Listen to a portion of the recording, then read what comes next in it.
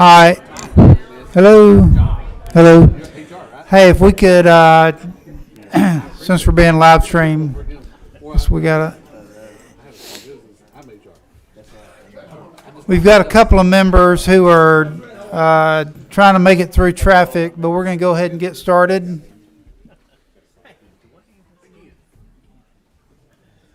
And Brian is bringing a sign-up sheet for anybody who wants to sign up.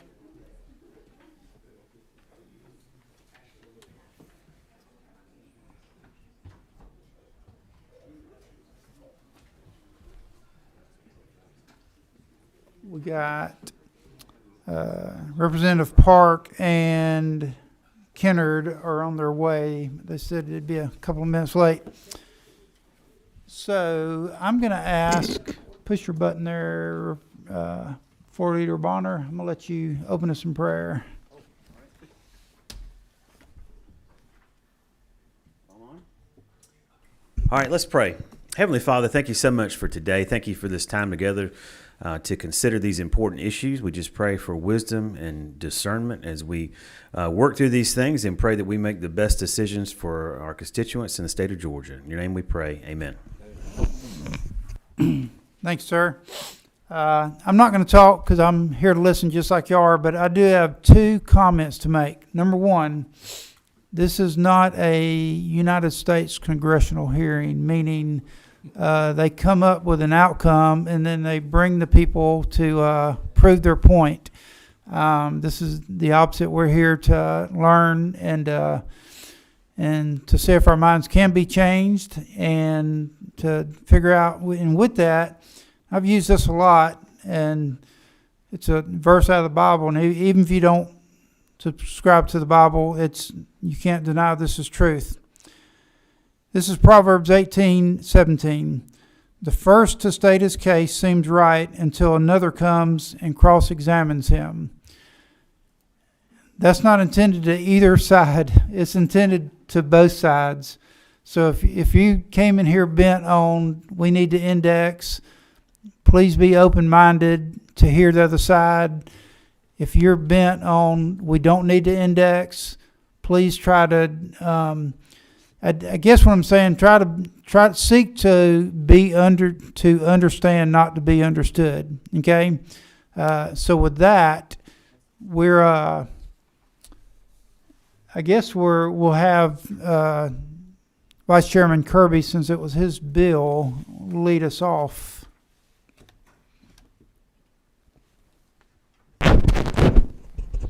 Well, thank you, Mr. Chairman. We all know this is an issue that has a lot of moving parts. There's going to be a lot of things that can come up and talk about and how we do this. And the one thing I'd ask the presenters today is to answer the question, why do we do it the way we do it? I don't care if we're the only state that does it one way or the other. If it's what's right for Georgia, that's what we want to do. But if you don't know why we do it, I don't know how you argue for or against it. You know, it's like, I like it this way. Well, why? I don't know. We've always done it that way. Your knowledge is not adequate. Or, I don't like it this way. We should change. Well, why? Do we do it this way? Oh, I don't know. Well, then your knowledge is still inadequate. I understand there's some points to be made on changing it or keeping it, but if you don't know why it is the way it is, I'm not sure what you're going to bring to us today. We can talk about claims experience modifiers and different things like that on how rates are done. I did a lot of work fortunate to be with a big corporation, has manufacturing facilities all over the country. The VP and I had to sit down and we looked at comp premiums between our plant in Monroe, Georgia, and our one in Sterling, Illinois. And Illinois has a very high TTD payment. We're very comparable in size, comparable in a lot of things. We have the same premium. Why? Because we have basically the same number of comp claims a year, the same incident rates, same DART rates. That affects our premiums more than any one benefit. And we were able to look at this all over the country with the hundreds of plants that we have, small ones and larger ones. So there's a lot to this. There's a lot, and there's different things different states do. They pay more, but they don't pay as long. They pay less, but they pay longer. So this committee, what we're wanting to do is find out why we're doing it the way we do it. Is this the way it's best for Georgia? And make hopefully good decisions going forward. So other than that, Mr. Chairman, I'll turn it over to the people who want to speak and hear what they got to say. Okay. Anybody want to volunteer to go first, or you want me to go down the list? I see somebody standing up. Let's, so everyone, I think I know everybody in the room, but for the sake of media and presentation, when you come, please identify yourself by name and who you're representing, whether it's an organization, company, and then when you get done, the committee members will have an opportunity to ask you questions. And even if you don't sign up, I'm going to give everybody who wants to speak an opportunity to say something, so don't panic if you don't sign up. Real quick. No, you're, I'm thrilled by that. 1 second. go ahead. Mr. Chairman, I agree with you. I want to hear everybody has an opportunity to speak. I do have an eye appointment at 1:30 in Monroe I have to make, so Okay. we are till 12:30 at least. I'll be here. Well, if we're still here at 1:30, I don't know who's going to be running this, but, all right. That's completely fair. My name is Sarah Stottlemyer. Thank you, Mr. Chairman and committee members, for having us here today to speak with us about indexing. I am the current president of the Workers' Comp Claimants Lawyers Association. I have been practicing workers' compensation for over 15 years on both the claimant side and the defense side. I'm here to testify today about why we need indexing for the state of Georgia, which is a huge time and resource waste to fight over this every single year. We know you all don't enjoy it. We know you don't enjoy seeing our smiling faces here time after time again. We know that you have other things that you would rather be spending your time on with your limited time and resources. And we know Chairman Vincent also doesn't like having to deal with this political football session after session. So why are we here today? There was a gentleman's agreement in AC on legislative to raise the max TTD rate to 2/3 of the state's average weekly wage each year. Everyone agrees. My law partner serves on the legislative committee. My other attorney in my firm is the chairman of the Rules Committee for Advisory. We speak about this stuff ad nauseum pretty much daily. I'm just going to do a really quick, brief explanation of what TTD and AWW is, because I think we go into these things very rapidly, and I think a lot of people hear some of these acronyms and have no idea what it even means. So TTD stands for Temporary Total Disability Benefits. It is what injured worker gets paid when they're completely disabled.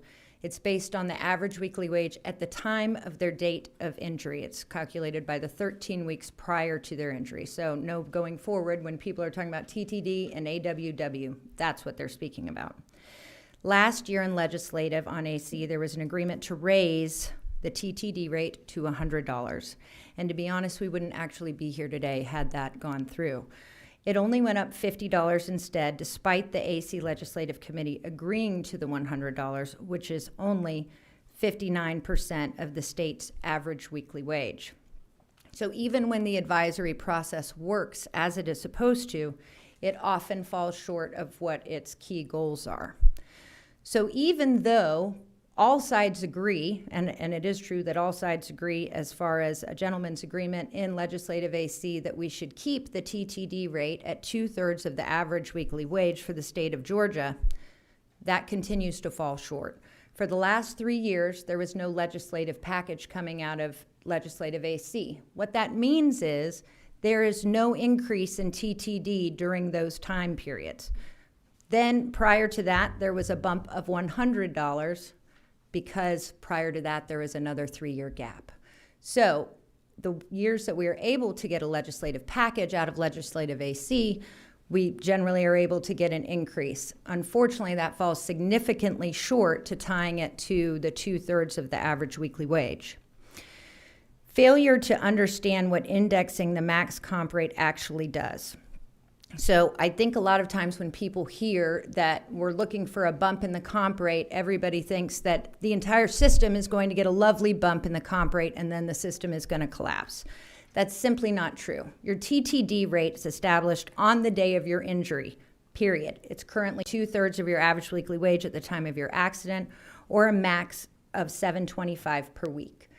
This only affects the highest wage earners when we're talking about indexing the rate, because it's only those skilled workers, a lot of them are union guys, that are making that rate, which would actually correspond to the highest TTD rate. Those same workers are the ones who are used to making significantly more than in their regular jobs prior to getting injured. Those workers are the ones who have zero inclination to stay in the system, because nobody can afford to stay in the system earning that weekly rate when they're used to earning significantly more. If they stay in the system for a long time, it's truly because they're seriously injured. I have lots of clients who have lost cars and mortgage payments and arrested for being able to pay child support. It's horrendous for those highly skilled workers when they can't actually meet their bills after they've suffered a work-related injury. So even though it only affects those highest wage earners, that when we're talking about indexing, think of a very small subset of the injured workers in Georgia, they only get it for a finite period of time. So once they get a light duty work release from their authorized treating physician, in 1 year, their benefits get reduced another 2/3.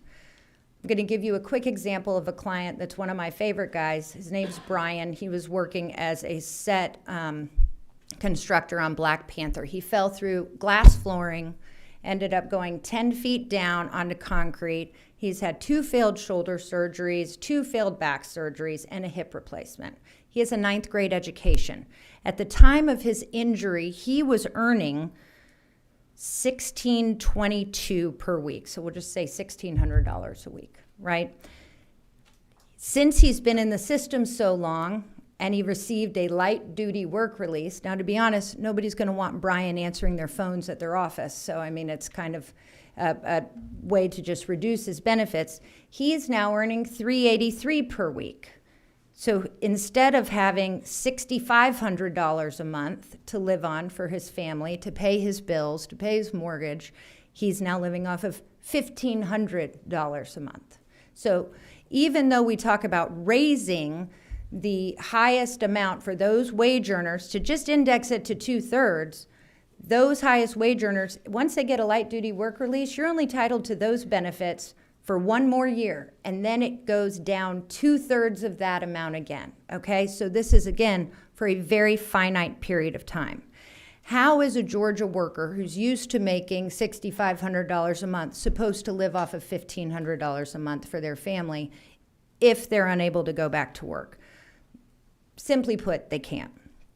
With the current condition of our economic state in our country right now, with inflation so high, it especially hits these workers hard. I think another misconception that a lot of people think is that, again, everybody's going to get a comp bump if we go to indexing. Couldn't be more thrilled for my clients if that actually happened. Unfortunately, it does not affect anyone currently in the system right now, okay? I have a client who got hurt in 2001 where he lost half of his leg in a bush hog accident. He's still earning $225 per week because that was the max comp rate at that time, despite all of these increases. So even if people are in the system, even if they're catastrophically injured, they are not going to get any raise whatsoever in the TTD rate because we decided to index. So it's not like everyone's going to get a huge bump and the whole system's going to collapse. You may also be asking, how does this actually affect the workers' comp insurance companies, right? I mean, that's probably a concern for a lot of people. Well, 48 other states, Indiana is the only other one besides Georgia that does an index, but Indiana's legislature automatically sets the TTD rate with 2/3, actually I think it's 79% of their average weekly wage every single session, so it's basically indexed to a point. 40 other states do it. The insurance companies are just fine. In fact, NCCI did a study in October of 2021 showing that an increase of $100 per week would do, and it only showed a 3.2 increased cost impact to the system. Now that was with some other variables thrown in, which was showing about how injured workers may want to stay in the system longer, so they actually inflated that number a little bit more. But remember, there was no legislative package, no TTD increase for the 3 years prior to this time that we got this $50 bump. So if you're averaging it out at a less than 1% increase every year for these insurance companies, it's not a earth-ending cataclysmic event for them. I also am a small business owner. I've got several employees in my law firm. Every year, even though we didn't get a bump in the TTD rate, they continue to audit my wages that I pay my employees. I get calls from the Hartford, and they're like, hey, we need to go through all of your stuff to see if we're charging you the proper premiums. And usually they come back and increase my premiums. So it's not that they have not, or that they are going to be out a bunch of money for this. They've already collected the premiums for the higher wages that we pay our employees. Jeff Stinson's article in the Fulton County Daily Report, who is a law partner of Mr. Potter, stated, because a majority of cases do not result in injured workers getting benefits for the maximum period of time, the change is not likely to have a large impact. Additionally, he stated, in my experience, most claimants are earning less than the maximum rate already. This was an article that came out right after we got the $50 bump when it should have been the $100. Again, this is Mr. Potter's law partner writing for the Fulton County Daily Report because they were kind of trying to discuss what the effects were going to be on the insurance companies. I do believe that the advisory process is a beneficial system for both sides at times. We have a lot of debate in all of our committees over medical treatment, panels of physicians, MMI being thrown out. I mean, all of these things that we constantly fight about. I mean, every single year we do lists and we say, these are our goals for the year. And then we literally battle it out in there to try and get those things accomplished and to trying to come up with some compromise. It's great debate. It's very beneficial to have shareholders from all sides attending. However, the difference here is that we all already agree that it should be 2/3 of the state's average weekly wage. So all it really becomes is codifying a gentleman's agreement and not missing those years that we don't have a legislative package.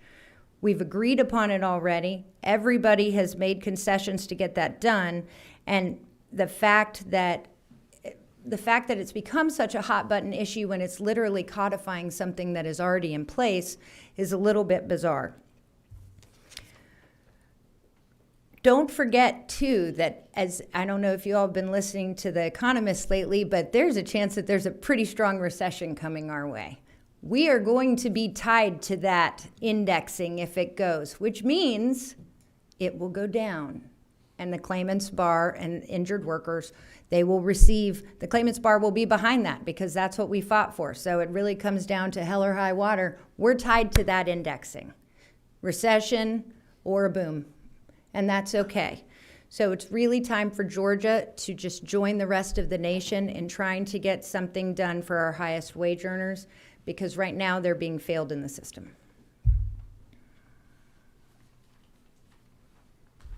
Any questions? Mr. Kirby. Thank you, Mr. Chairman. You kind of cruised over it real quick just in one statement, but you did bring up MMI. Yes. And MMI has no bearing on suspension of benefits. Now, from my side of the table, that makes no sense at all. If they were at MMI, and why is that not an effect on our continuing indemnity benefits? No, so it is an effect on the continuation of benefits. I think that MMI is a kind of word that's used as a little bit of a boogeyman, right? It's used to scare kind of, okay, well then we're going to get MMI. For example, in South Carolina, you have maximum medical improvement. Excuse me. Why don't you tell everyone what MMI Okay, is? sorry. I apologize. So, MMI is maximum medical improvement. In some states, you can actually, once a claimant, even though they're unable to return to work, if they get at maximum medical improvement, therefore a doctor says nothing else is going to make them better, right? They can suspend benefits. However, to give an example, in South Carolina, You have to request a hearing to then suspend those benefits. Your hearing will be held in 60 days. Then the plaintiff's attorney can send him to another doctor. If you have a pain doctor that says, I think that his back can be improved with radiofrequency ablations or injections or something along that nature, then they are not going to suspend his benefits yet. So it goes to a trial. It doesn't automatically just, you get the note from the doctor, your benefits are done. They have to request a hearing, then there's an adjudication of it. Additionally, let's say the judge says, okay, I do think he is at MMI, right? So here we have what's called permanent impairment ratings for basically if I broke my arm and the bone healed, I put a cast on it, the bone healed and went right back, right? My body has not changed that much. But if I broke my arm and the bone went through all of the muscle and the skin and I had to have steel plates in, I would be given a permanent impairment rating because that's how my body has physically changed as a result of my injury. So in South Carolina, the judge can look at what the doctor says. Say the doctor says, all right, Sarah broke her arm, 15% permanent impairment rating. The judge will say, well, Sarah has a 9th grade education. Sarah has been working unloading trucks now for 40 years. So now she's obviously not going to be able to do that job. We're going to give her a 50% permanent impairment rating. So it's based on the totality of the circumstances. So while actual MMI is kind of the boogeyman to throw out, there's a lot of states that have it, and the settlements for the injured workers are significantly higher than the settlements in Georgia, and it's for those reasons. So would I like MMI to be brought to Georgia? Absolutely not. That being said, it's not as earth-ending as it sounds. All right, thank you. Yes. Okay. Is that Representative McLean? Thank you, Mr. Chairman. Yes, I mean, I guess my only concern is that I hear all of this and I want to hear more, but and I guess my question is that, you know, we didn't say anything about federal, but we talk about federal. When I say that, you know, we don't pay $5.15 in our minimum wage in Georgia, $5.15. We do try to go to the federal, which is $7.25. Mm-hmm. So where are we compared to the federal in Georgia? I mean, is that a question? I mean, I don't know. So what is federal's payment? Their average weekly wage? Yes. I have no idea. Yeah, I don't think it's a state issue. So it's. I wish that I could tell you. Do you know what it is? No. It's higher. But I don't know. I mean, the reason I brought it up was because, you know, Mr. Chairman, is that our minimum wage in Georgia is $5.15. A lot of folks don't know that. I know, but it's doesn't matter since it's overridden. In this case, since workers' comp is based on the rate comes from the Georgia Department of Labor, which lags by year. So it's based on wages, not. So minimum wage is irrelevant, I guess, is what. Right. I mean, I hear you, but I'm just still trying to say. But I know there's got to be a federal payment as well in TDD. Is it? Don't think so. No, it's okay. state law. Hey, I just. Okay. But great question. I wanted to break it up. Yeah. You know. Okay. Yeah. No, I mean, it's a good question. As They told me it's not. I don't know. no, I don't know. So I'm not sure about it. But you know, Zach is going to be speaking, but he's brought an amazing demonstrative evidence thing here. I don't know if you all can see it, but it shows. In my portion, I really didn't want to get into the numbers because I actually personally hate numbers. We'll let him do that. But Yeah. we've got a question down here. Is it? 28. Okay, Mr. Holly. Thank you, Mr. Chairman. I was just kind of curious for the TTD rate being at about 59%, and you said that yet for the last time, the bump was only about $100. Has it been written in the statute for that particular 59% formula to be there so that it locks it in? It's not No. there. Okay. No, so that's not in there. So basically, again, every year in legislative AC, they get together. There's a gentleman's agreement, and they try and keep it at 2/3 of the state's average weekly wage. That's why it was agreed that it was $100 when it came out of there, but it got lowered to 50 for whatever reason it was. It's currently at the 59.9%, but it can go up or down. I think to bring it back up, we would need $87 or something like that for it to fall back in line. Okay. Mr. Potter want to go? I'm signed up, but I don't want to have us hog everything and then have Mr. Potter. Yeah, do we want to ping pong this thing or let them keep rolling? Okay. Okay. Either Ashley or Zach, y'all, who wants to come up? Thank you all for listening. Thank you, Sarah. Okay. Ashley, tell us who you are. Yes. Good morning.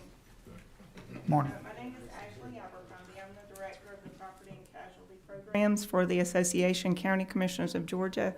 And I also sit on the board of the Georgia Workers' Compensation Association and the Group Funds Association, which represents 400 plus employers, large and small employers for GWCA, and then also about 150,000 employees for the group self-insured programs such as ours at ACCG.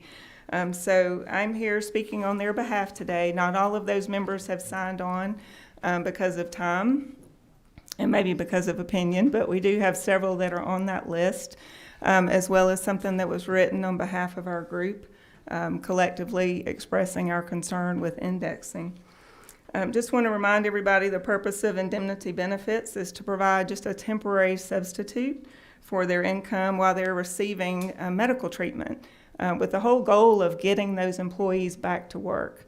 And so, I wasn't around when the original numbers were set for the rate, the maximum indemnity rate. But I feel like the purpose is probably, it's not. We wanted to make sure it's an encouragement for that employee to get back to work, but also provide them with some, obviously, some income to help them, while they're healing. We believe that the current method of periodically increasing the maximum weekly work comp income benefit, that it's bode well for Georgia.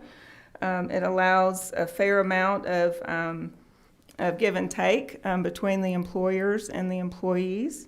And has been a well-intended process through the advisory council to come up what that number ought to be on a periodic basis. So while indexing sounds good and it is very well intended in the world that we're living in today, we think that linking automatic increases to the maximum benefit, it ignores reality, which, as we know, is pretty complex.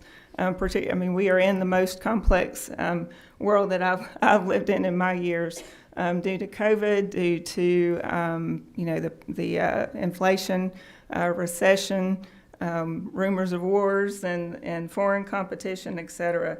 So we really feel like it's a better thing that should be discussed and not just put on autopilot.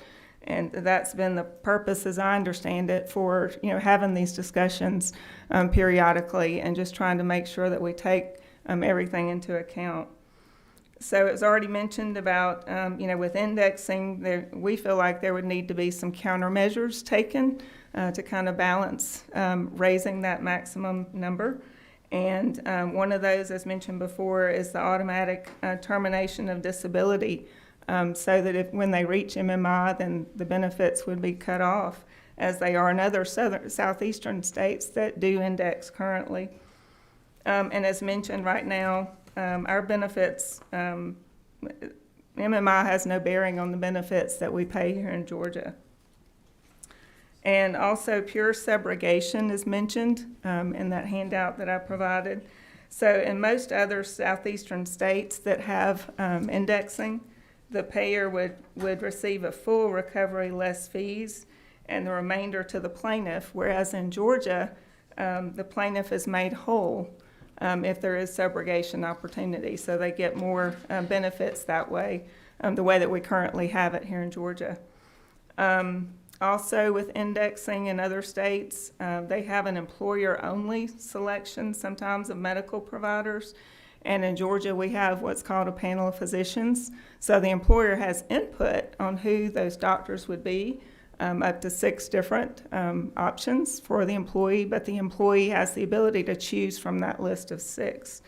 So those are just a few reasons. This group believes that a periodic, healthy, and constructive dialogue around the rate adjustments by Georgia stakeholders, as has been done in the past, is beneficial. We feel like it's helped Georgia to maintain a healthy environment for businesses as well as employees, and that we believe it's just a more thoughtful, prudent approach to take it periodically and discuss all the factors that are in play, and versus having a set it and forget it kind of approach. So those are my comments on behalf of our group, and again, we appreciate the opportunity to weigh in.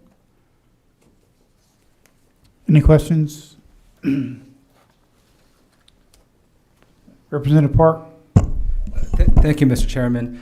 So did you say that you're from ACCG? Yes, sir. So in terms of the counties, could you speak a little more as to how indexing would potentially increase the cost to counties? Well, like the lady before me said, I mean, most of the claims that we have, the max doesn't really even come into play. One more question, if I may. Mm-hmm. You mentioned that the current system is fair to both sides. Could you speak a little more as to how that would be fair to workers if they would otherwise be paid more where they're currently not, and especially for employers in the midst of a recession, if the amount will go down if it's indexed, how employers paying more in a recession would be fair to employers? I think being able to have a set rate, like she mentioned before with recession, then potentially the number would go down. So having a particular rate that's set for a while, then you would have more stability, I would think, in your payments. And the indexing part of it, that there's a little bit of give and take, obviously, that if you put indexing in place, then to have other things that would come into play that would benefit the employers, because they're obviously paying a little bit more for those individuals that make more, then it would kind of help weigh that out to have some of these other things put in place, like MMI, for example. And last question, just to clarify, so it is the formal position of ACCG that they would be opposed to indexing? Yes, we have signed on to that letter as well. Okay. Yes, sir. Thank and you. It's more an analysis, I guess, of all components. Not just honing in on that particular thing with indexing, but taking a bigger picture look at what's going on. Thank you. Mm-hmm. Thanks. Representative Holly? Wait, Ashley, come back up. It's one of the privileges of speaking. You get to answer questions. I'm sorry, I thought I was done. Thank you, Mr. Chairman. All right, let me ask you these 20 questions real quick. Just real quick, I know when you were explaining that you believe that the system works because the changes, the updates are periodic. Mm-hmm. In what way do you believe that it's necessary for that periodic adjustment to take place, rather than having it where it's fixed and locked in? I believe in the advisory council getting together and having these discussions. So that they are weighing in on all of the things that are going on at that particular time in the environment we're living in. And just a follow-up, Mm-hmm. If it is locked in, just to kind of set a base standard, the advisory council, does that preclude them from being able to meet again to adjust it and inform us legislators so that we can kind of amend it then? No, sir, I don't think so. Okay, all right, thank you. And then Representative Kirby? Thank you, Mr. Chairman. And you may not know this, our current at 725, that's not taxed. Now I know at our company, we keep their benefits intact for them as well. We take care of the employee contribution. Everybody doesn't have to do that, but a lot of them do, I hope. But without the tax, that 725, if my math is right, ballpark's going to equate to $1,087 a week, which is somewhere in that $25 to $27 an hour range. Is that kind of way you all calculate that as well? Or have you looked at it? it sounds reasonable to me, but That's $1,000 a week Right. would be $25 a week on a 40-hour week. So we're talking about somebody making, if they're making more than $25, $27, they're going down. If they're under that, they're probably not hitting the max anyway, correct? yes, sir, I believe so. Somebody can check the math for me. And I'm just doing averages and ballpark, so. Yes, sir. If I'm off, let me know, but, all right, thank you. Okay. That's all the questions. Okay. All right, Zach.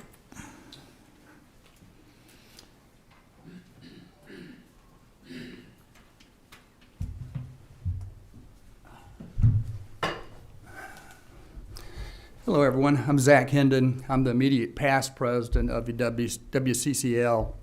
I want to thank Chairman Werkheiser and Vice Chair Kirby for having this important meeting and letting us air this issue out.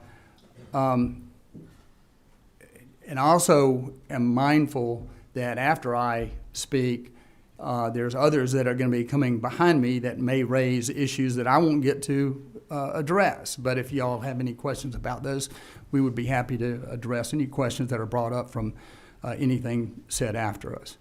I think maybe the one place I want to start is maybe talking about the statute, because I appreciate the question you asked about the statute. So the way this works right now is that the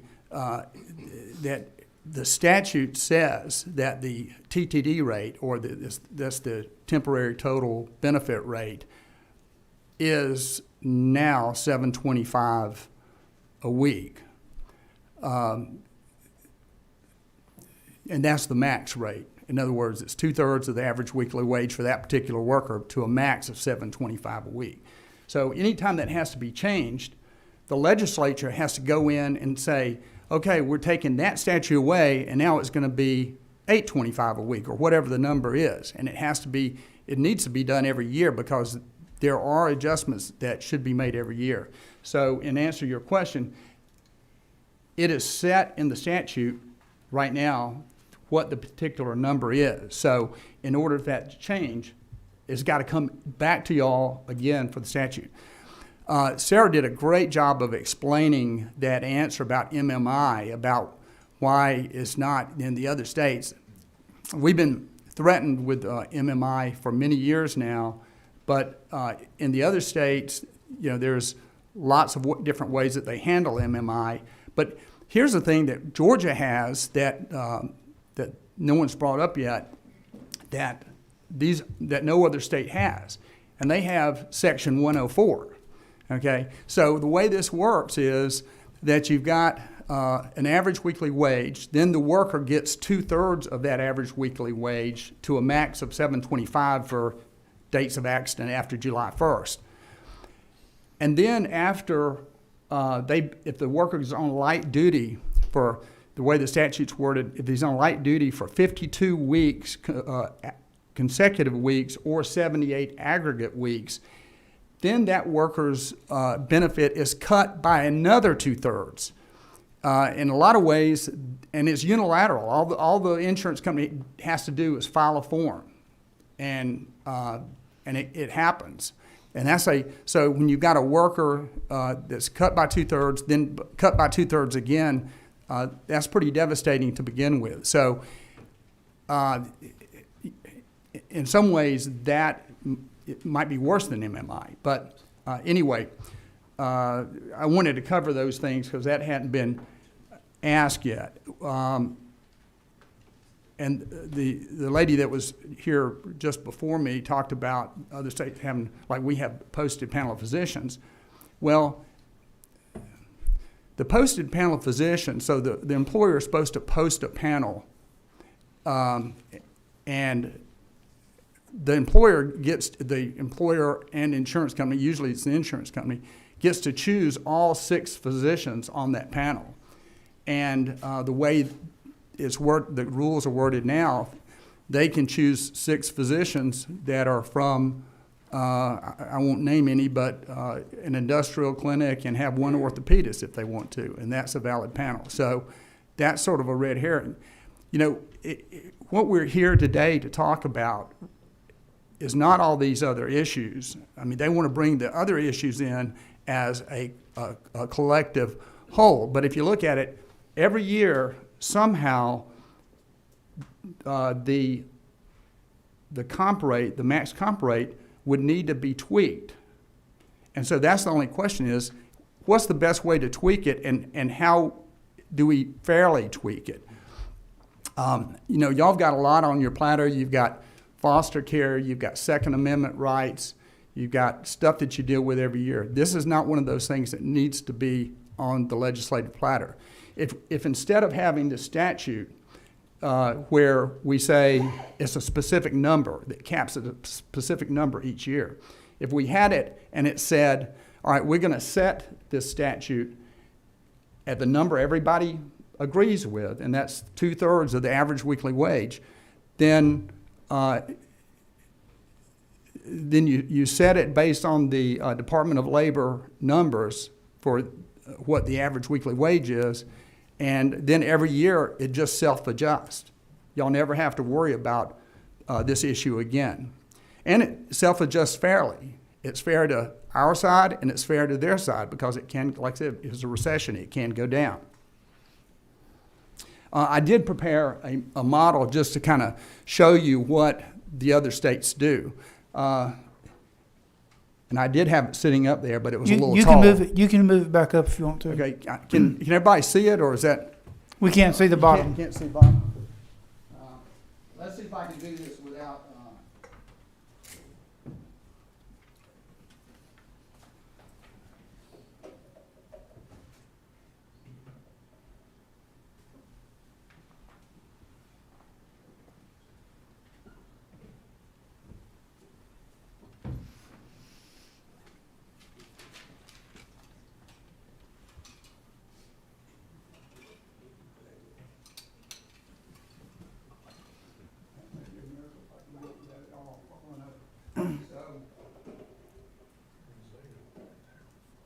So anyway,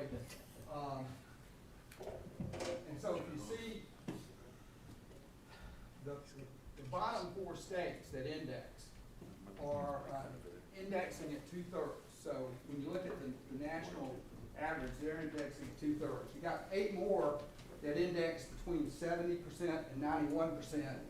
And then you got the rest of the states indexing between 100% and 200% of their statewide average weekly wage. Indiana is about 81 to 85%. And in Georgia, right now, this is after the bump that we just received in July. We just received a $50 bump. Georgia is at 59.6%. And the way that's figured, so the Department of Labor figures just came out for 2021.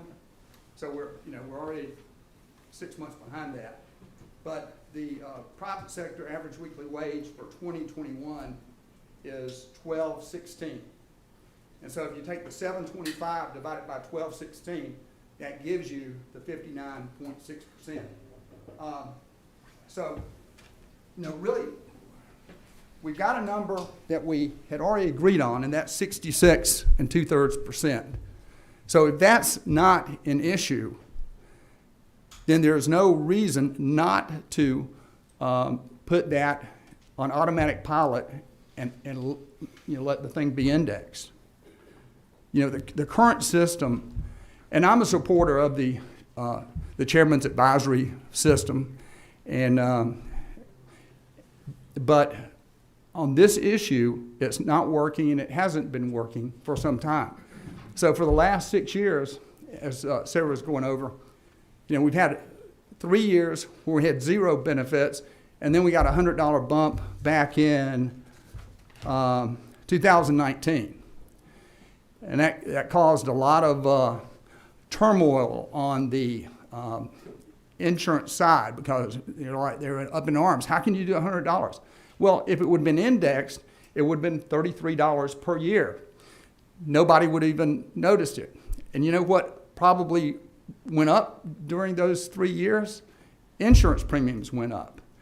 And if you, I think if you ask the others here, I think they will admit that Insurance companies for workers' comp are not hurting. They're making record profits, so especially compared to other lines of insurance. And so so we had that period of time, and then we've just had this next 3-year period of time where we received no increase. We fell further behind the average weekly wage. And then it came out of advisory committee that we were supposed to get a $100 bump to bring us up to it last year. And then it came out and we got 50. So that's why I think it should be put on automatic pilot. It takes that stress out of the system. It saves y'all time, and it's fair to the workers, and it's fair to the employer insurer, because if we have a recession, it goes down. So that's what I have. Okay, you've got a couple of questions. But for them, let me ask you, this is a very broad, when we say indexing, we're not multiplying times like the CPI. We're talking about using the multiplier of the average weekly wage, correct? Correct. Because that's why you're using that $33 as opposed to multiplying it times a CPI or other number, correct? Yes, you would be picking a figure, which the figure I think is agreed upon 66 2/3. You'd be picking that percentage, Okay. and then you would be multiplying it times some figure, and the figure that I think everybody's been using is the private sector average weekly wage that comes out of the Department of Labor. Okay. All right, got a couple of questions. Representative Kirby. Thank you, Mr. Chairman. As you got it explaining the process and how it drops down and everything, I know there's some in this room. No, I don't mind making things even more complicated at times. Should we look at a difference between catastrophic and non-catastrophic, and how that's done? And when it's just what I would call more of a simple comp claim that in 5 or 6 weeks I expect them a full recovery back to work, that we do, one thing, but if it's going to be long-term, that we look at how we handle these catastrophics maybe different? Well, so if the question relates to 104 and how the section 104 and how it's reduced, so on 104 does not apply to a claim that's deemed catastrophic or found catastrophic. So in other words, the max comp rate, or the comp rate's 2/3 of average weekly wage, and 104 will drop it by another 2/3, but it doesn't apply to catastrophic cases. Okay, maybe instead of saying catastrophic, I was just using that for an extremely long, drawn-out claim that's going to take a long time. Should we look at maybe we're not handling those right with the dropping of TTD benefits, or not? Well, I mean, we didn't come here today asking for 104 to be done away with. We're just focused on how do we best adjust that average weekly wage. Okay. And a comp rate, I mean. Okay, Representative Kennard. Thank you, Chairman. Thank you for the presentation. So even if we were to adopt a 66.7% indexing rate, we would still remain one of the bottom 5 states in the nation with just that low threshold. You would be tied for the bottom in the nation if you adopted 66.5. We're now below that at 59.6. We're dead last. Dead last. Awesome. Okay, that's all the questions. I just don't know. Mr. Barton. Yeah, go ahead. Thank you. When you say it drops by 2/3, is it dropping to 2/3, or is it dropping another 2/3 from that number? When section 104 is applied and the person's on light duty for 52 weeks, it drops by another 2/3. Okay. So it's 2/3 of 2/3. Okay. Thank you. Just want clarity on that. Sure. And there's no, Georgia doesn't, there's a lot of other issues. Georgia doesn't have COLAs. The injured worker that, like on a catastrophic case, injured worker that's injured in the year 2000 is still getting $325 a week. And so that doesn't go up. So on those claims, it's not like when we're saying 725 is the max, it's not like that person gets 725. It just never goes up. Okay. Thanks. Okay, that's all signed up. I'm going to open the floor, and if you think that, well, I didn't get a chance to rebut, everyone's going to get a chance to have the final word until there's no final word. I do want to say one thing because and this is not advocating for one side or the other, but it is a question I ask because there's so many different variables. And this might be an odd question to ask, but I think it's something that this committee needs to be asking themselves. If I was injured, where would I want to be injured? Would I want to be injured in Tennessee or Georgia? And because I see that, and we're bottom of that, but there are, again, the MMI, the other, and I'm sure we're going to hear about that. But it is a very big, vast. Is that a fair question? I guess is what I'm asking. Is where would if I could be injured anywhere in the United States, where would that want to be? Okay. Anybody else? Bobby Potter.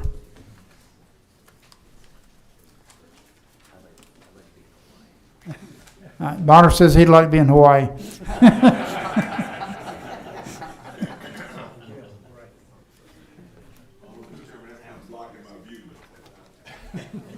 Yeah, could we lower that again? I'm not Okay. touching that. I thought Bobby might want to use it.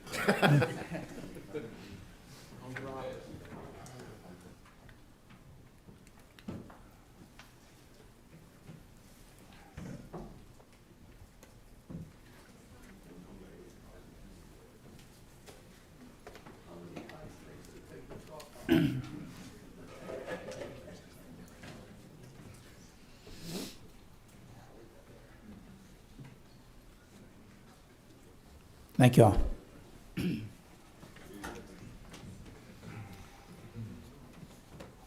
So, Mr. Chairman, members of the committee, my name is Bobby Potter. I've been here before. It does feel like deja vu. Been here before on this issue. My role in that this time is as chairman of the Chairman's Advisory Council. That's the advisory council of about 100 folks that are stakeholders in this system appointed by the chairman of the State Board of Workers' Compensation. It's comprised of 6 committees, one of which is the Legislative Committee. For a long time, I was chairman of that committee within the Advisory Council. And for whatever dumb luck, I said I would do both. So I continue to be chairman of the Legislative Committee and have been on, and I'm now chairman of the Advisory Council. And I'd say a couple of things. One, thank you to Sarah Stottlemyre. I think she did a marvelous job setting that out. Zach, you heard from last year, and it's similar, but a lot of those factual presentations are certainly accurate. There's nothing misleading about that. There is a little bit of a we versus them that I heard from Zach that I will tell you within the Advisory Council we try to avoid. You all have plenty of we versus thems in many of your issues. We met on this issue during this session. You passed a bill that had the rate increase in it, but this topic, this issue, became part of that probably here, certainly on the Senate side, then it came back here, then there was a separate resolution. So you've heard a fair amount of this, and you continue to.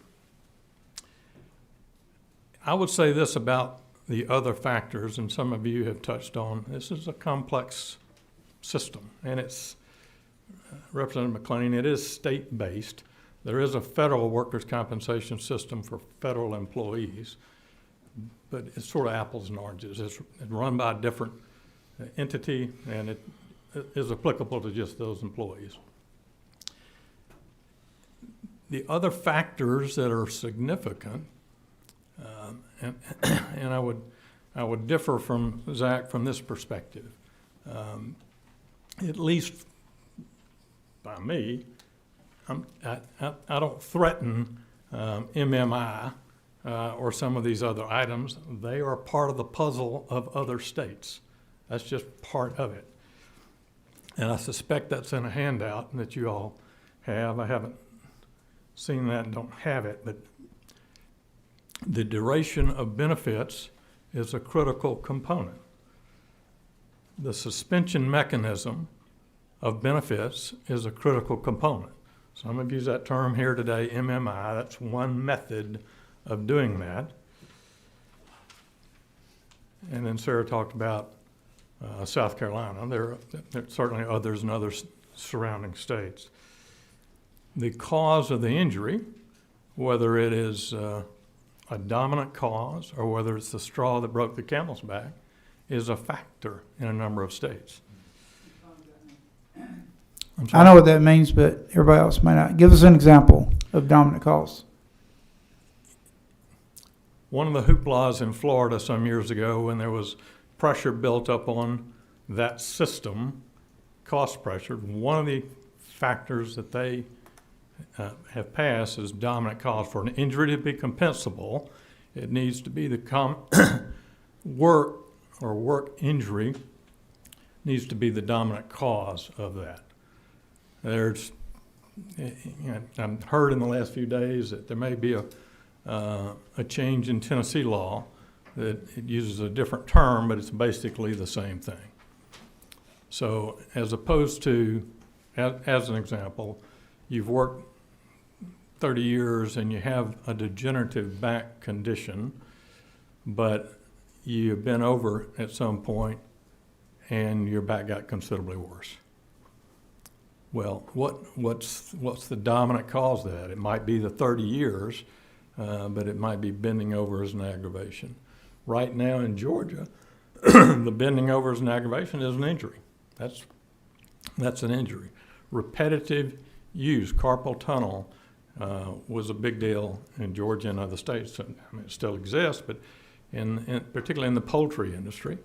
And some states didn't allow for that. Georgia does. So to me, it's not a we versus them from this perspective, but clearly, I mean, you've heard from these folks, and WCCL has said often, and I kind of have the agenda through the years, indexing is at the top of their list. Indexing is their biggest legislative priority, hence I suppose that's the reason we're here, and that's the reason maybe that you've heard this for 3 times within the period of a year. I don't disagree at all with Sarah. I don't disagree at all with my partner Stinson that wrote, this applies to this percentage of hiring employees. It doesn't have any impact on the other ones. It just doesn't.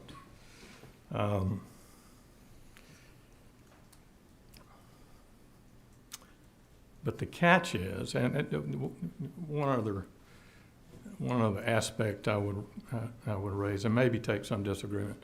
It was posed as the injured worker versus the insurers, and the insurers are making a bunch of money. This, at least in my experience, has not been an injured worker insurer issue. It's generally the folks on the other side are business. Lots of small business, lots of big business, some of whom are involved in folks at the Capitol. But the insurer piece, I mean, what they through the years they've had a seat at the table, but they don't really drive it. This is a business. So I wanted to note that, but I would suggest to you these other pieces of the puzzle, not from a threatening mechanism, but the fact that other states that index have these other parts of their system. They may be attributes, they may be negatives from the standpoint of the claimant lawyers here, but they include some versions of MMI. Workable subrogation is a big deal. Georgia's subrogation, if it were listed by those involved in subrogation, would say, we're dead last. There was a guy that worked subrogation nationwide 4 or 5 years ago here, said Georgia is 50th. You just can't really do subrogation in the workers' compensation arena. Some of it you can, but it's very difficult. And just a quick blurb on that. That would be if Representative Kirby's got a truck going down the road or a vehicle going down the road, his employees are injured in a wreck, clearly caused by someone else. In some states, he can recover his benefits from the party who is at fault. It's virtually impossible in Georgia to do that between the full and complete compensation language and the manner in which our appellate courts have interpreted that. So that's an item. Duration, clearly an item. I've mentioned dominant cause.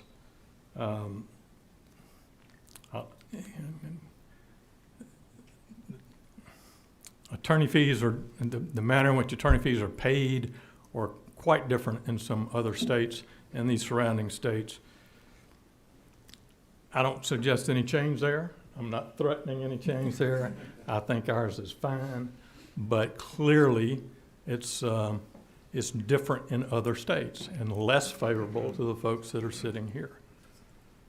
And the truth is, to me, in this discussion, lawyer advertising is part of this complexity. And some of the brethren on this side of the aisle make it very difficult for them to have rational discussions about things. When you're talking about the example of the injured worker that can just barely make it, but you're driving down I-85 and you see, call me, big settlement. Next stop, big settlement. There's a bunch of them, of course, but it is not, that thought process is not, how do we make this work to pay this injured worker enough to make it on a temporary basis, pay the medical, get this person back to work. That's kind of a different experience than call me and hit the jackpot. So that is part of this conversation that makes it difficult. Chairman Werkheiser, if you were injured, where would you want to be injured? It's an interesting question. And it might be Georgia in some cases. It could be Florida. Hawaii is not a bad option. I don't know what their workers' compensation case is, but you could rest better there. But this would be an example of why it's just not an easy answer. In Florida, your weekly benefit would be considerably higher. It may have changed, but what I've got right now is $1,099. The duration of that is 104 weeks. In Georgia, it's less, but it's for 400 weeks, possibly, if it's catastrophic, for a lifetime. There's a radio show on WSB where there's a would you rather thing every afternoon, and that will be the question. Would you rather have higher benefits for a shorter period of time or lesser benefits for a higher period of time? It's kind of an unanswerable question based on the nature of the injury. One other item I just would touch on, because Representative Kirby raised it, is there a difference between CAT and non-CAT, and how do we deal with that? Or do we? Is there differentiation? I appreciate Sarah's involvement in this system. I appreciate the manner in which she has done that. She's indicated she's been doing it for 15 years, which is terrific, and I hope in 15 more years she can say, I've been doing this for 30 years. I've been involved in this for 45 years. So there's nothing good or bad about that other than there's a lot of scar tissue associated with some of these issues that have developed over time and some of these arguments that have occurred over time and the development of catastrophic versus non-catastrophic. And just as an anecdote, I would, and y'all may not know this, but some years ago when the comp rate was 225, there was a member of the business community, well respected, that said, what if we double it for those that are truly injured, the really injured workers? Cat and non-cat was not defined then. What if we do that? And it was not a political game. I think he was trying to do the right thing. And it was a very respected, no longer with us, trial lawyer on the claimant side that said you can't do that. If you do that, you would put me, the claimant lawyer, in the position of saying every case is this case. I can go back to the billboard stuff, but everybody would have that kind of ethical obligation to push that at that maximum rate. Later, there was this differentiation between catastrophic and non-catastrophic. Social Security got involved in that to borrow some of that language from that. That's sort of how some of that history developed. So, to put some of these things in perspective, those are my comments. I would close by this. I was involved in this stuff in 91 and 92. Didn't really want to be. I don't even think I was on the advisory council then, and it might have been quite different. But after that, there was a presentation to a bunch of folks and a panel about what just happened. And would y'all explain to us, this is in the business community, but would y'all explain to us what is in this bill? And then a question was posed about, well, what's the biggest issue in workers' compensation at that time, post that bill? And I was the youngest guy and called on first, so I was kind of worried about the answer. Chairman Oxendine was the chairman at that time, but I said, to me and my experience at that time, so that was probably, I started in 77, so that's 15, 16, 17 years. I said, duration is the biggest issue. Duration of benefits, and that is somebody's on benefits and it's the type of person that doesn't necessarily want to get back to work. Clearly not everyone. The goal is temporary total, is supplemental income or income while somebody recovers, full medical, 100% of medical, get somebody back to work. Obviously, every case is not like that. That duration is still an issue. It's different in other states than it is in Georgia. But we have a balance. This part of the puzzle has us at the lowest or close to the lowest rate on a weekly basis. We're clearly not from the standpoint of duration. And those things kind of tend to balance out. I said that was the last thing, but I wanted to mention one other thing.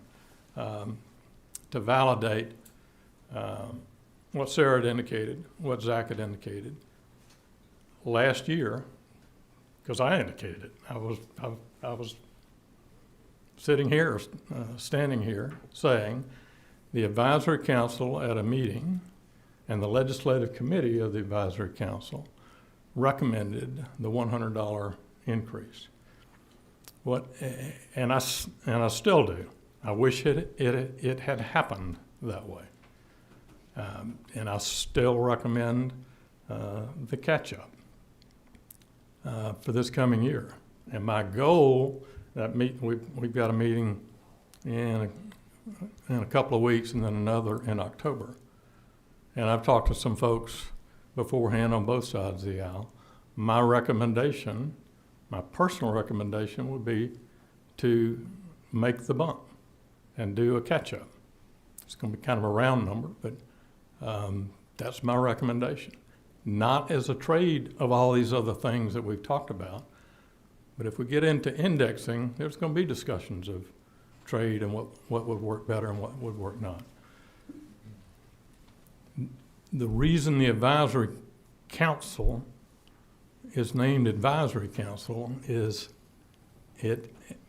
at the end of the day, it advises. And who does it advise? Sometimes you all ask, and it advises you all, but it's advisory to the State Board of Workers' Compensation. That begins that process legislatively. There's a lot of other things that don't go through the legislative process. They can make changes that enhance the system, work better where they've got some things that don't work from whatever it is, a self-insurance standpoint or rulemaking standpoint, procedural standpoint. They can make some of those changes. Those that require legislative changes, however, that's brought by the agency, and the agency deals with what agencies deal with. Generally, if they're appointed, they deal with the governor and the governor's staff. So that was the $100 recommendation, which I stick by and wish it had happened. It didn't end up that way at the end of the day.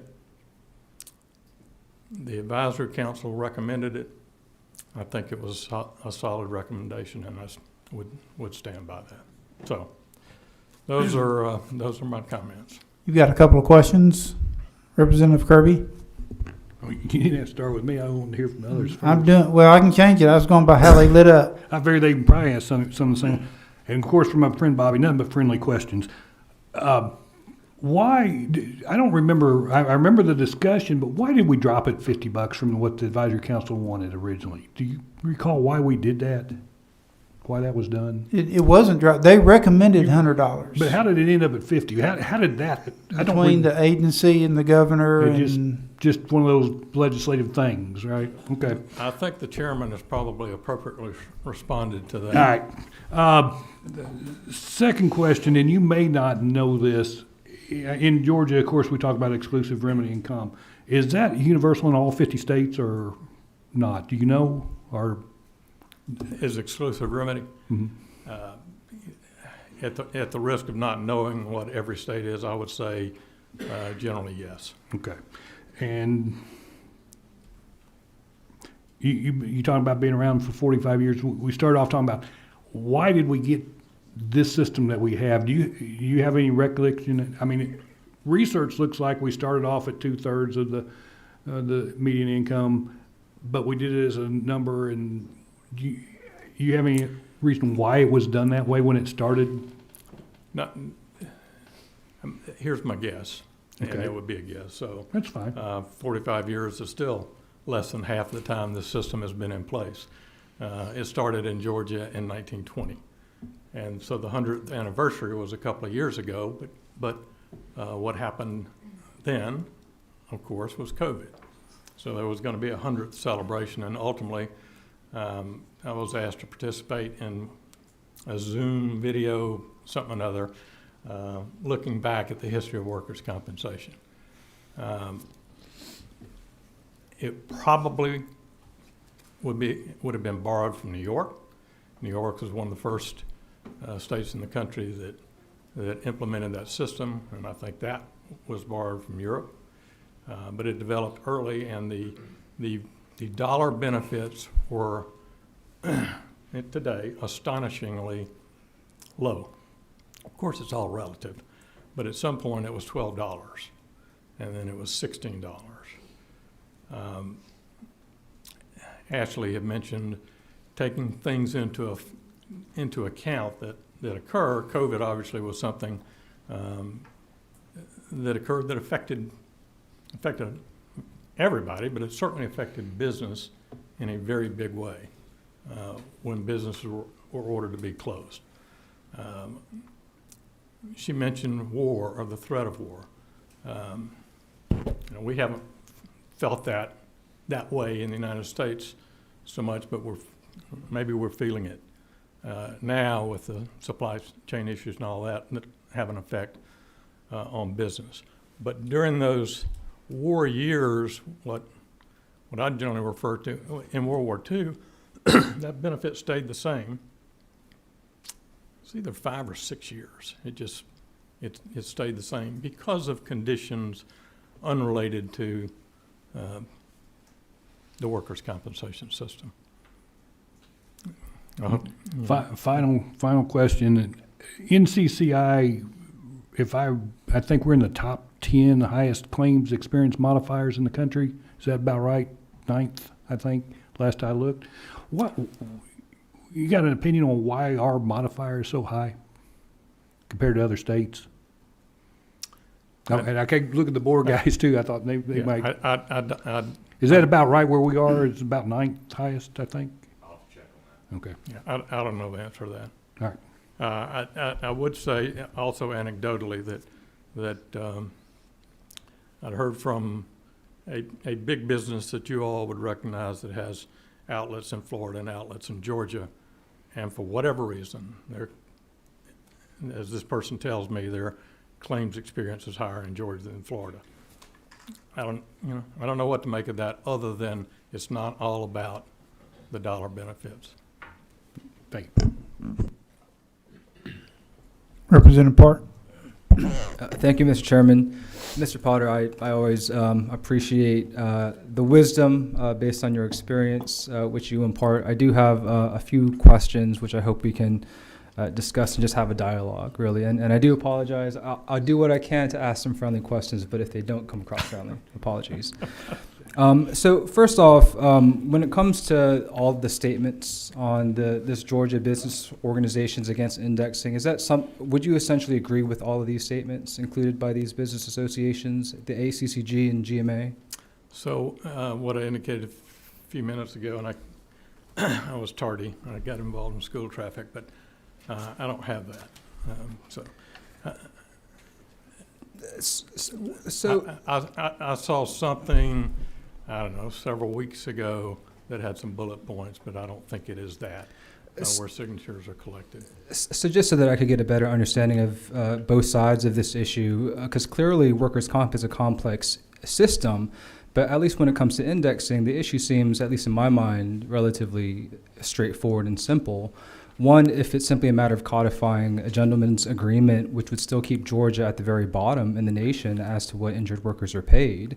But one of the claims that are stated in this document, again, supported by a good number of businesses, including ACCG and GMA, Georgia Power, Wellstar, is that it can undermine business attraction in which, Georgia being the top state for doing business 8 years in a row. Would it be your assertion that paying workers, injured workers, the lowest in the nation is a necessary element to be the number one state in which to do business? That is a fascinating, semi-non-friendly question. Sorry. My answer, I suppose, is this. And I don't live in that world where state agencies in Georgia are their job is to attract business and bring whatever it is. Rivian's the big deal right now, but there are ample others. I would guess in their presentation, and I don't know, they would, relative to workers' compensation, maybe the piece of that puzzle is we have a solid, stable workers' compensation system. I would guess they would not advertise that we pay the lowest rate in the country, or one of them, and they probably don't advertise that our benefits are much longer than our state to the south. It is for the attraction of business. It would be, do you have a solid system to determine how injured workers are compensated and for how long? And I think we do. Well, I think there's certainly a bipartisan objective to Georgia to continue to be a great place for businesses to come. Based on some of the information that the Georgia Chamber of Commerce has mentioned, in which there are 460,000 open positions in the state, with 150,000 Georgians unemployed, in which we clearly need to attract more workers to make sure that businesses who are investing billions of dollars in this state have the people to do those jobs. I think Chairman Werkheiser makes an excellent point, in which where do workers want to go, especially if they know that in Georgia, whether it's by word of mouth or by experience of other workers, know that they're not going to be properly compensated, particularly when injured. So, I think at least as to that argument, I would certainly like a better understanding from the business community as to, whether or not they are asserting that having injured workers paid the least in the nation is a necessary element for Georgia to remain the #1 state in which to do business. Because I think in the long run, it undermines the ability for businesses to move here, especially if they can't attract the workforce necessary to recoup their investment that they're making. Please. So I suppose, well, let me say two things about that. The first piece, relative to the least in the nation, then you focus on that maximum rate that applies to 20%, 25% of our workers and not the rest of them. And the other piece is, if you just zero in on that, which has been the case for WCCL for some time, and saying we're all about indexing in that piece of that, then you miss the duration part. Going back to Florida, it's $1,000, but it's for 2 years. Georgia, less than that, $725, it's for at least 8 years. So which would you want? Depends on whether you're going to be out of work for 2 years or 6 years. So it's not necessarily, we're not necessarily at the bottom. I think one thing that would be helpful, especially given the complexity of the workers' comp system, would be if there were any quantitative measures that take a comprehensive perspective that includes, in terms of a number, kind of what injured workers in Georgia are making for a certain period of length compared to other injured workers in other states. Because if simply focusing on index is in any way misleading and it's not capturing the entire picture, that would certainly be helpful information to members of this committee and as well as the legislature in making a decision as to move forward. I do think that one of the questions that Vice Chair Kirby had asked earlier in this committee meeting, which was, why. What reason or why? How does the current system benefit Georgia? Right? What's the reason or justification for continuing and perpetuating the existing system? I still haven't necessarily heard a good reason as to why that's the best. And again, looking at this list of bulleted points, even when it comes to eliminating uncertainty. My understanding is that businesses want certainty as to how much workers are getting paid, and by simply indexing how much an injured worker make, does that not provide greater certainty for both employers and injured workers as we move forward? That would otherwise be an added benefit. That can certainly be an argument if one were building a 5-year or 10-year plan. You could project that. I guess asked another way, one of the things it says here is that Georgia's avoided legislative chaos in workers' comp. That's a hallmark of other jurisdictions which have indexing.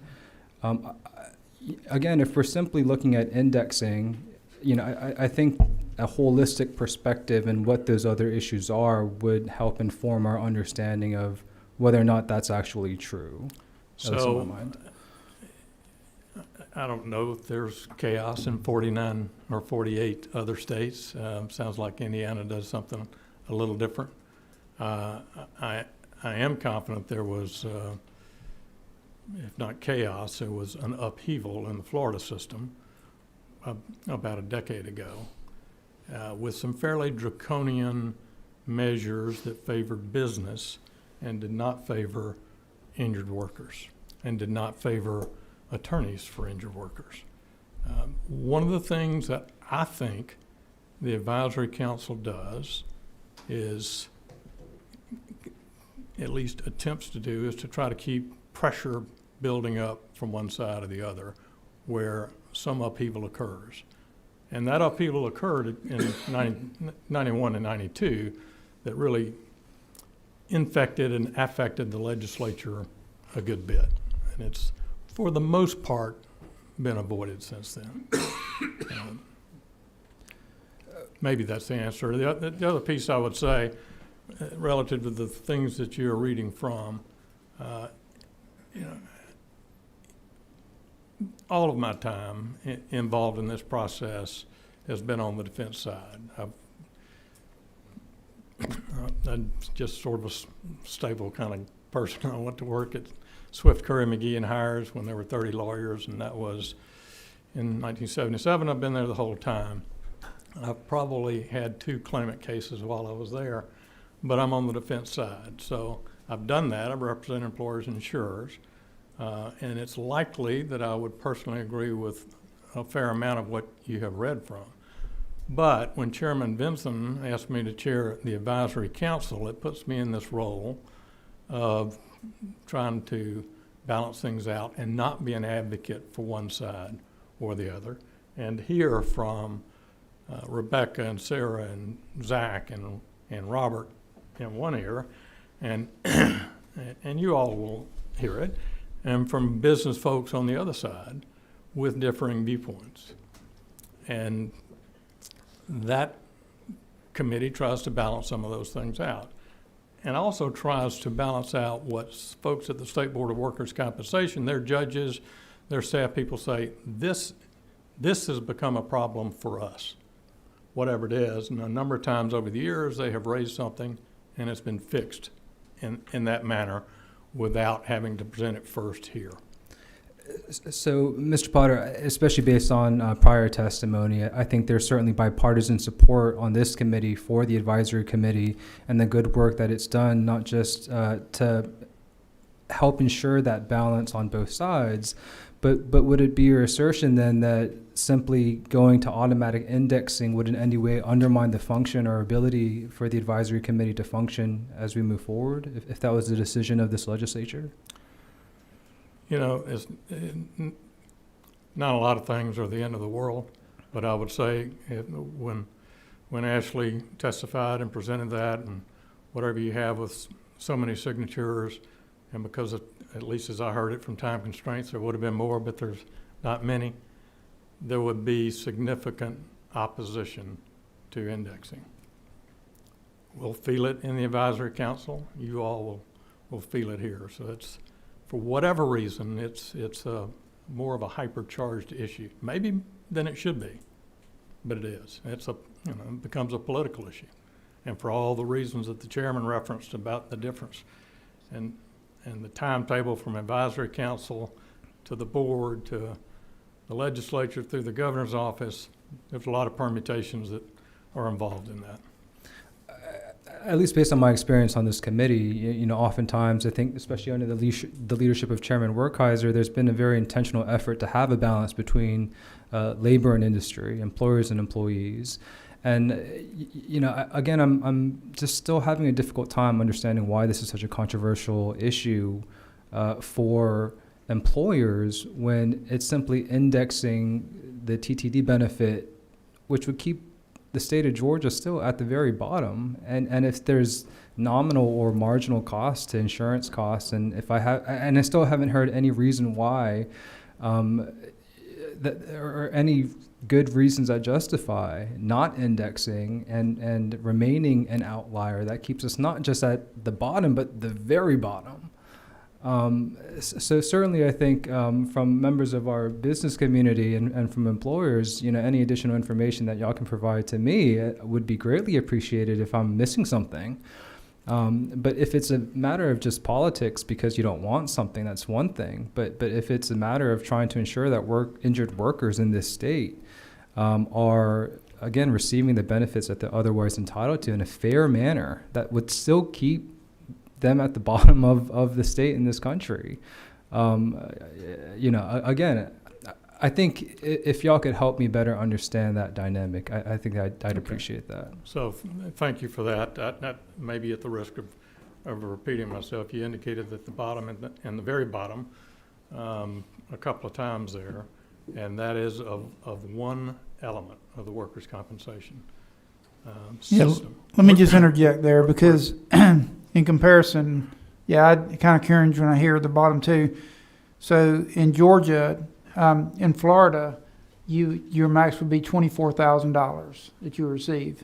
In Georgia, it would be $70,000. So that's pretty significant. So if you stack the chips there, it puts us pretty high. But again, it's one piece of the puzzle. It's very difficult. So I think those numbers would be very helpful.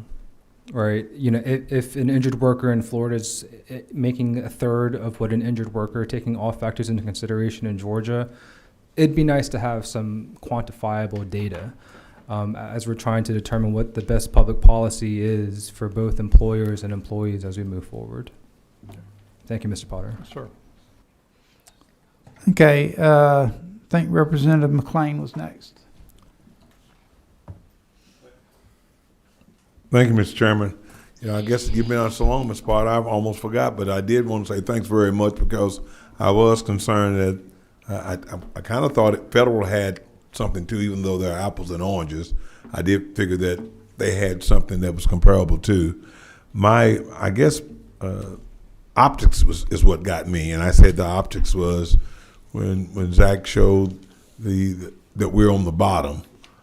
That, you know, that's what we look at. You know, what a lot of people look at, and I didn't want you looking at that all while you were doing your presentation, because I don't think you would have been thinking about your presentation looking at the optics. That's just me talking as a football player, you know. But my question is, Thank you. is that I didn't hear a reason, and I can hear the CTE questions now. No, just kidding. You know, I heard you kept on saying political. So, do you think that if it was indexed, that the politics would be out of this? It wouldn't be politicized at all? I mean, I guess that's a question. Thank you. I think it's a good question. I think if indexing passed and overcame the political hurdle, the political infighting would shift to another of these categories if it was not included in indexing, particularly duration of benefits or subrogation, allowing an employee to recapture what they paid out by the at-fault driver in the car wreck. That brings in a whole different can of worms and different folks, but it would not make the politics go away. Follow up. I guess what I'm trying to get at is, I guess what the question I really want to ask: what does anyone think that the percentage should be? I mean, you know, should it be? I mean, is the word indexing, is that the word that's probably hurting a lot of people?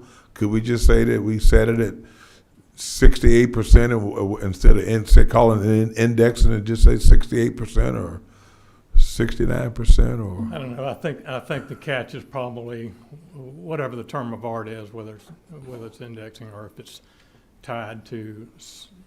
Generally, that's where indexing comes from. It's tied to some index or some formula. So it's going to go up periodically, notwithstanding whatever is going on else in the world. I'm not sure it would help to change the name. Wow. Well, Mr. Chairman, I'm just going to tell you. You asked the question: where would you want to get hurt in the world? Nowhere. I won't be hurt nowhere in the world. Okay, injured nowhere. Just period. Okay. All right. Thanks for your patience, Representative Kennedy. Thank you, Mr. Chairman. Thank you, Mr. Potter, for being here. So, if I recollect, $100 weekly increase was recommended by the committee. What showed up in the form of the bill was $50. We tried to amend it so that there would be the other $50 step up just a year later to get to $100, but that was resisted even then. So can you explain that? I can explain my recommendation, Okay. which is what it was. I know of the resistance on one side, and I know of the push on the other side. Just because I've been involved with you all for a long time. So, and some of the things, Representative Kidder, and some of the things Representative Park, that are decided in committee, and I don't understand it either. And some of the issues that are decided for political reasons, I don't understand some of those. This would have been a political pushback, I think. Okay. One more observation is the Mental Health Parity Act passed legislation, and we were abysmally low in the nation in terms of mental health access and treatment, dead last by some metrics. And the insurance companies pushed back on that bill as well. But we passed it. We had the political will because it was the right thing to do. So sometimes you have to just override the pushback from the insurance companies to do what's best for Georgians. So that didn't sound like a question, but I'll It was an observation. But let me just respond. Is it not true? Yeah. What's that? Can't do comparisons. That's right. So in that world, that's the health insurance world, which is entirely different than property and casualty. And sometimes insurance is lumped in one category, like it's all run out of a building in New York. And I would again say this really isn't an issue on one side driven by workers' compensation insurers. At least that's not been my experience at all. Okay. It's more it's more about business. And I was honestly delighted to see that bill pass. Clearly, it did not pass in one session. It did. I mean, every bill passes in one session, but that conversation has been going on a long time. Sure. Thank you. Yes, sir. Okay, that's the speakers and the questions. Anybody else? We have the hand raised. Okay, come on up, Robert. Anybody else? Judge, you're gonna, okay, go ahead. Thank you, Mr. Chairman, members of the committee. I'm Robert Bourne. I practice workers' compensation law in Cumming, Georgia, and I'm speaking on behalf today of Georgia Injured Workers Association. If you know what the speed limit is, you set it on cruise control, and you forget about it. There's a lot of things we have disagreement about. We talk about comprehensive reform here, which I'm going to address that in a second. But this is one thing we have agreement on, 66 2/3, but we continuously miss the mark. That's a systemic problem, but it's easily fixed, okay? What you're not hearing when we say let's fix that problem is a good reason why we shouldn't fix it. It's kind of like we know what the speed limit is, we insist we go the speed limit, and the response we get from the other side is, hey, we're not just going to give you a ticket if you insist on going the speed limit, we want to do draconian reform. Hey, I'm going to suggest to you there's only one reason why you would do reform in Georgia on the workers' comp system, and that's because businesses are saying, we don't want to come to Georgia because your system's messed up. That ain't even remotely close to the case here. Let's talk about, MMI. First of all, you're comparing apples to oranges. Those states that have MMI, they have much higher comp rates. And it's not just cut off, it's just an invitation for more litigation. They have maximum comp rates for the impairment rating, 100%. Georgia's not that. Georgia was the first state in the nation to do away with lifetime medical benefits. We capped the medical benefits. We were the first to do 104 as a 2/3 reduction, then another 2/3 reduction. I don't know if you realize this, but if you're a single individual and you die on the job and you have no children and no spouse, your family gets absolutely nothing. And that's true even if the employer was grossly or willfully misconduct, you get nothing. So there's a lot of gross injustices on both sides. The advisory council has a list every year, and we go through it, and we argue about these things. But on this one issue, we do have agreement. It's 66 2/3, but we invariably miss the mark. There's no reason for that. We wouldn't be up here except this is a continuing problem, and it's going to be a problem this year too. Why? Because they're going to come up and say, well, we had an agreement, it's $100, so we want to give you $50 this year. But guess what? In 2021, the wages have gone up, so the comp rate, they're going to want to raise it to $775.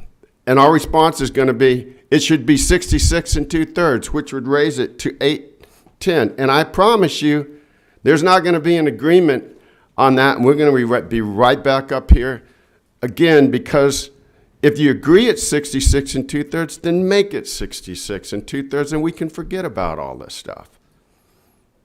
But I appreciate y'all considering this issue. It's an important issue. It hasn't gone away, and it continues to be a problem, and it can be fixed. Unless there's any questions. No, sir. Thank you very much.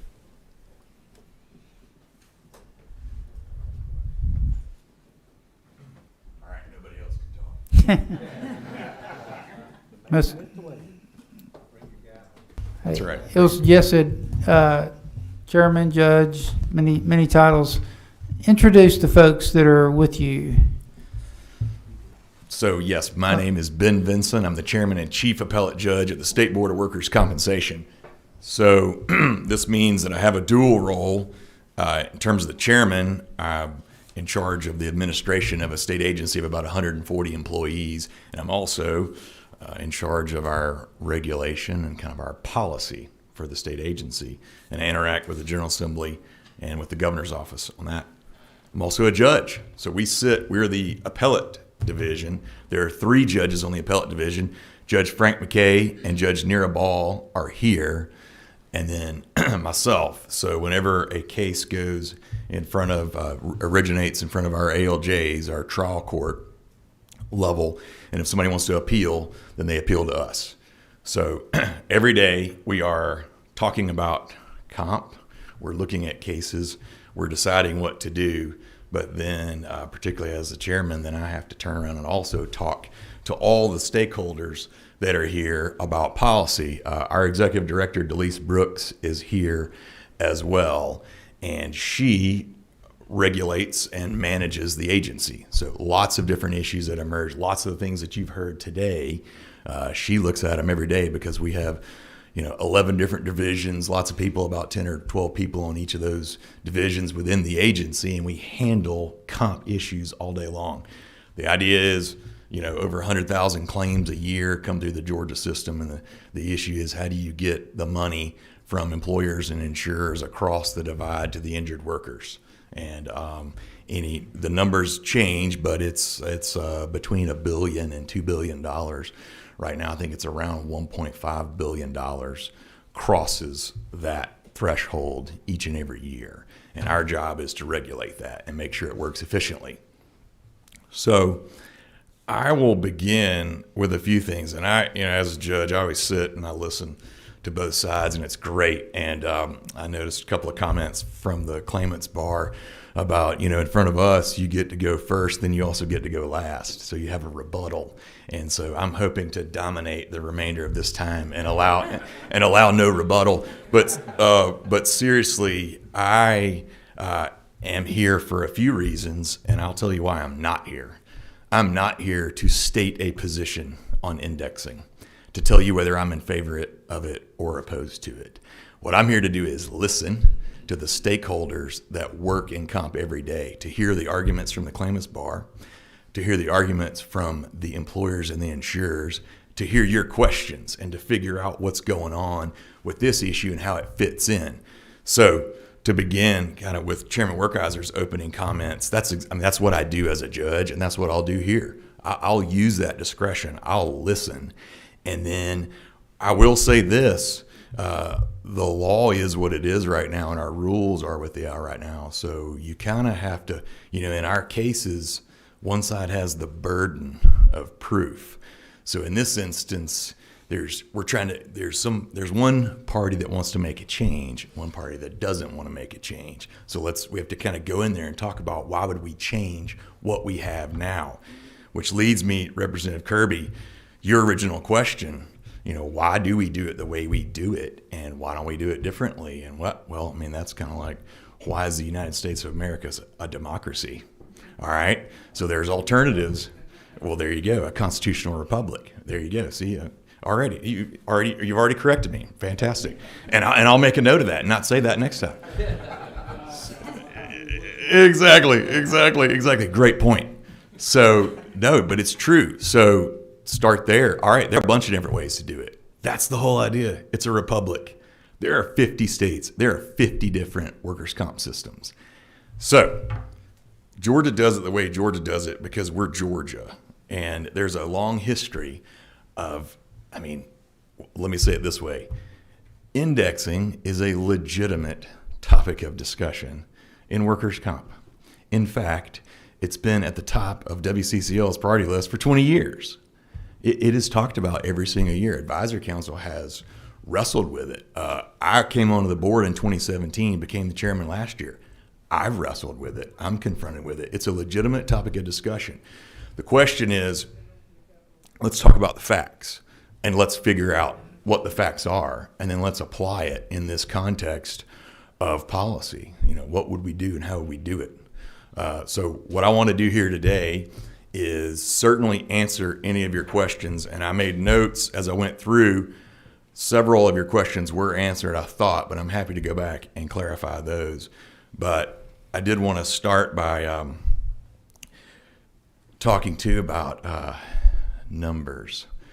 So Representative Kirby, you posed several questions, and several of the speakers here today have talked about the numbers. So this can get complicated. And it is a numbers game, and you have to crunch those numbers. You have to figure out what to do. So I'm happy to go through. I'll try to not do it in a way that confuses everything, but I'm happy to go back through those numbers. I'm also happy to talk about one thing that has been said many times, and I do want to point this out as this body and the Senate and the governor's office and the State Board of Workers' Compensation and the Advisory Council. We have to look at the whole. So if the claimant's bar wants to pick out max TTD rate and show you where we rank, the business community can pick out a stat and show you where you rank.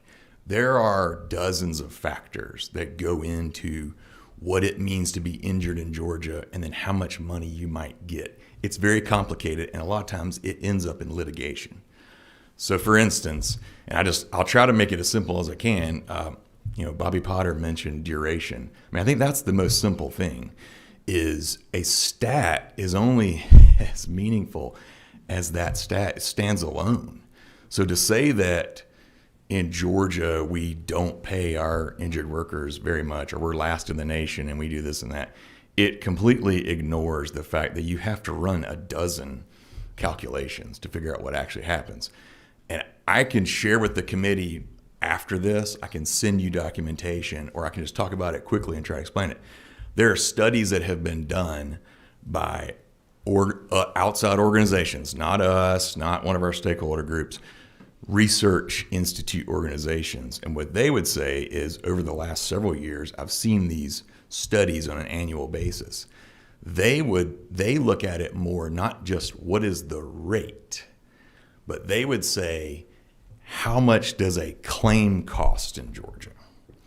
So if you're an employer insurer, the rate doesn't really matter if you only have to pay that rate for a week. It would matter if you had to pay it for 100 weeks or 200 or 400. You always have to take another factor into account to figure out what's actually happening. So if you look at it that way, we're not last in the nation. We're kind of in the middle. And I'll share that with you, and I'll show you that stat. And part of this, what I want to do today is to say to you, this is a complicated issue. I'm happy to take your questions, go research them, and then come back to you and show you, let's take 10 factors instead of just one. Run that number. Compare Georgia to Florida. All right, we can do that. Compare Georgia to Alabama. Whatever you want us to do, I'm here as a resource, and I'm happy to help you, to show you that. I made notes as I went along, and I can walk through the questions that were posed. I think I'll talk about a couple of the important things in terms of me personally. So I was at the center, and I was involved in the $100 versus $50 decision over the past year. And what it comes down to is it comes down to math. So if we look, first and foremost, elementary school math, if part of the people that are arguing at me want 0 and part want 100, I go with 50. I split the difference, essentially. That was my recommendation, was advisory council debated. Advisory council showed me that the numbers were $1,149 per week is the state average weekly wage. Therefore, the max TT rate should have been $766. We were currently at $675. So if you did a $100 increase, and part of it is I want you to understand the timeline. So there's at least a year delay on the DOL numbers that come out. So we don't find out what the state average weekly wage is for 2020 until almost through the end of 2021. So the numbers that we were looking at in the fall of 21 were the 2020 numbers. So that's the 1149.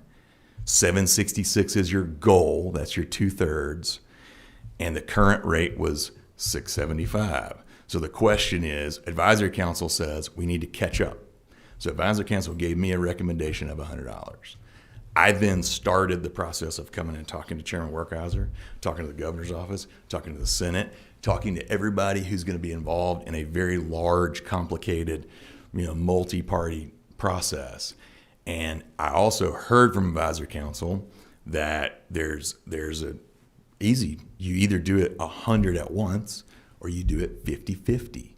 So based on, and I want to say it this way, based on we were within 2 years of the beginning of the pandemic in October of 2021 and leading into January of 2022. So I factored in pandemic, I factored in what businesses and employers are talking about. I factored in labor shortages. I factored in a potential of an economic downturn coming, factored in inflation. There's lots of things that have to go into it.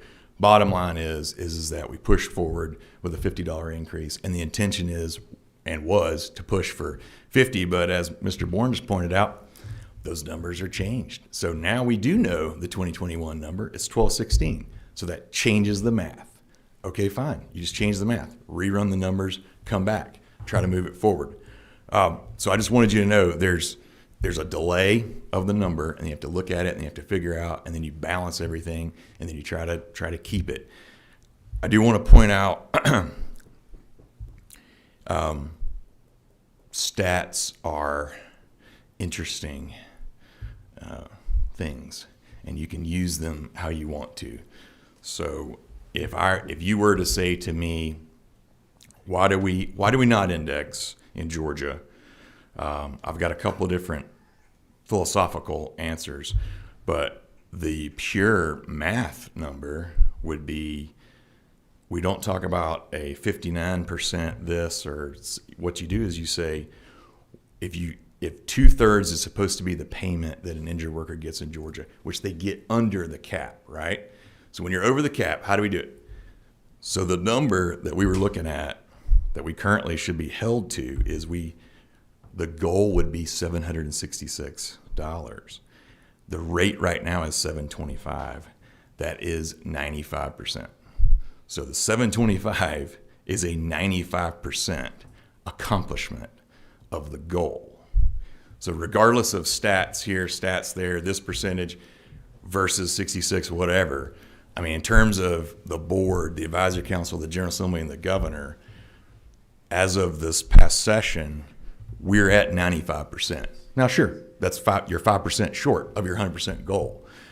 And I'm not here to tell you that we don't have a 100% goal. We do. And my intention is to come back and hit that. But I just wanted you to think about it that way.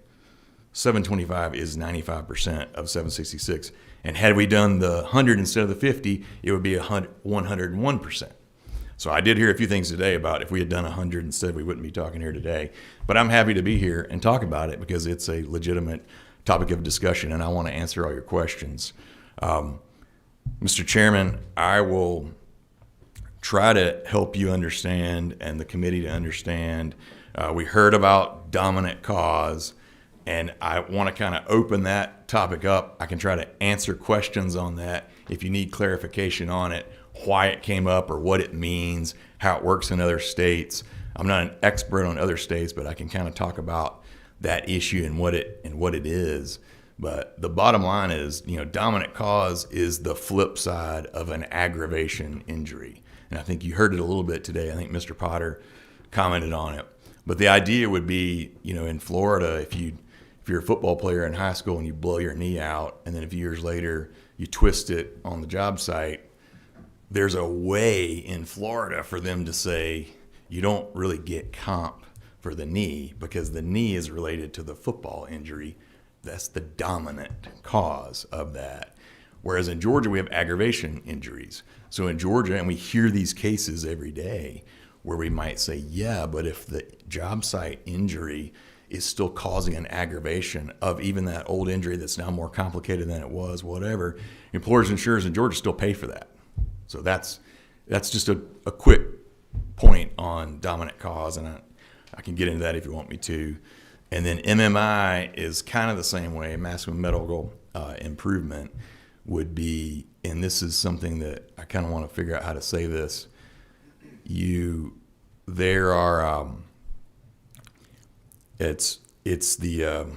you just take indexing and then you take MMI, indexing is the auto feature of the max comp rate. I mean, MMI could either be what we have here in Georgia, which is you have to show it and you have to come in front of a judge, you have to prove your case, or it can be auto. That's the difference. The difference is there are some states where it is much easier for an employer or insurer to look at a doctor's opinion or a doctor note and then unilaterally cut somebody off and do something that would taper off injured worker benefits. Whereas in Georgia, you might have to come in front of a judge to get it done. So it's kind of there's a same kind of issue. There's just a different way to do it. Sometimes it's automatic. Sometimes it requires a judicial opinion.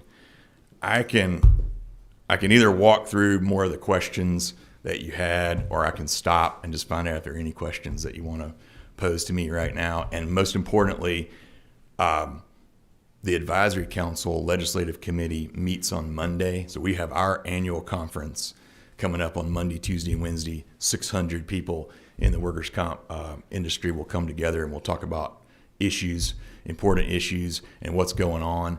Legislative Committee of Advisory Council will meet, so we can take what we've heard here today. We'll go immediately into that.